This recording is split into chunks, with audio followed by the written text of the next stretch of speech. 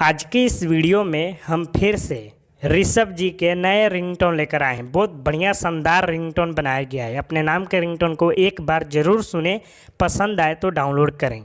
अपने नाम के रिंगटोन को सुनने के लिए और डाउनलोड करने के लिए आपको करना क्या होगा, आप जिस वीडियो को देख रहे हैं उस वीडियो के डिस्क्रिप्शन बॉक्स को खोलिए, जहाँ पर ऋषभ